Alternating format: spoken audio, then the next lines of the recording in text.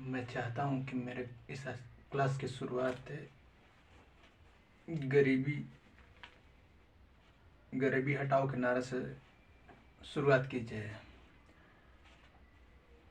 ताकि पहले गरीबी को कम किया जा सके और बच्चों में जागरूकता फैलाई जा सके, ताकि भ्रांतियाँ जो समाज में फैलाई जा रही हैं कि गवर्नमेंट ने गरीबों के लिए क्या किया है आज तक।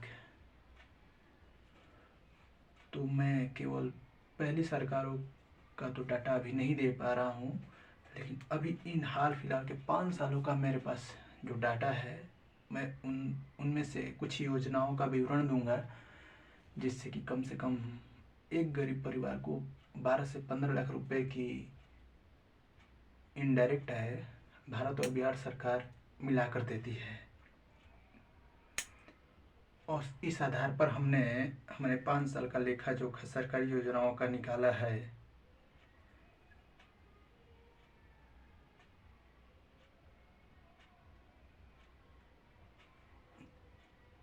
इन योजनाओं का नाम भी मैं नीचे में बताऊंगा, ताकि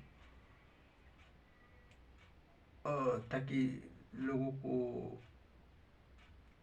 इसका लाभ मिल सके और कहाँ तक इसकी पहुंच लोगों तक हुई है, इसका भी पूरा विवरण मैं दूंगा।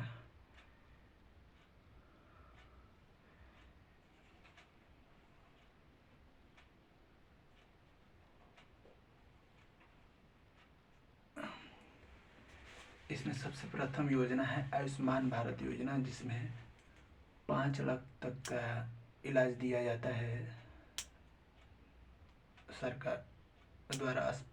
जो अस्पताल अफिलिएटेड है, सरकार ने आयुष्मान भारत योजना के तहत जोड़ रखा है, उसके तहत इसका पूरा डिटेल आगे में बताया जाएगा। एक्सीडेंटल स्वास्थ्य बीमा योजना, इसके तहत भारत सरकार ई श्रम कार्ड और जनधन खाता से लिंक कर रखा है इस योजना को। इसमें 2 लाख बाई चांस अगर किसी का एक्सीडेंट हो जाता है और मर जाता है, या एक्सीडेंट में उसके कुछ अंग टूट जाते हैं, तो उसके एवज में उसको मुआवजा दिया जाता है। 2 लाख से नीचे अगर एक्सीडेंट होता है, जीवित व्यक्ति रहता है तो, और अगर मर जाता है तो 2 लाख की सुविधा दी जाती है। उसके बाद आता है ग्रामीण एवं शहरी आवासीय योजना 2022 तक सरकार सभी गरीबों के लिए आवास की सुविधा मुहैया कराएगी। इसमें ग्रामीण क्षेत्र के लिए 2 लाख तक और शहरी क्षेत्र के लिए 2.5 लाख तक का सुविधा देती है सरकार। गरीबों के लिए जमीन आवंटित करने की भी एक योजना राज्य सरकार के अंतर्गत चलाई जा रही है, जिसमें 5 डिसमिल तक का जमीन ग्रामीण क्षेत्र में दिया जाता है और शहरी क्षेत्र में 11 गज, 33 गज, 22 गज एक्सेट्रा करके दिया जाता है। इसकी अगर राशि अनुमानतः किया जाए तो कम से कम 1 लाख तक की मापी जा सकती है। स्वयं सहायता समूह के तहत एक जीविका योजना बिहार सरकार द्वारा चलाई जाती है, जिसमें कम से कम 1,20,000 तक साल की इनकम देने का प्रावधान किया गया है। अगला है नल जल योजना, जो ग्रामीण क्षेत्रों को और शहरी क्षेत्रों को नल जल से जोड़ने का सरकारी प्रावधान किया जा रहा है, जो अभी ये कार्यरत है।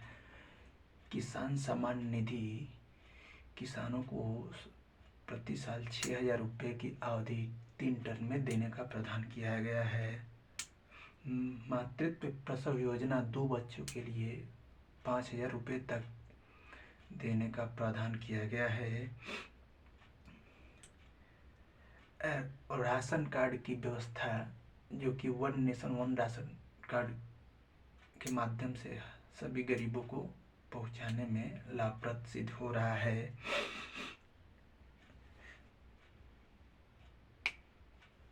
छात्रवृत्ति योजना, अब छात्रवृत्ति के तहत देखा जाएगा तो 0 से 5 क्लास या वर्ग के बच्चों को छात्रवृत्ति दी जाती है। मिड डे मील के तहत मिड डे मील की भी सुविधा मुहैया कराई जाती है। उनको कपड़े के लिए भी पैसे दिए जाते हैं, यूनिफॉर्म बनाने के लिए,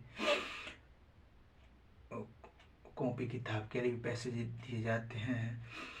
उसके बाद 8 से 10 जब वो बच्चे 8 से 10वीं में जाते हैं तो उनको साइकिल, पोशाक, अन्य सामग्री, किताबों के लिए भी उनको पैसा आवंटित किया जाता है।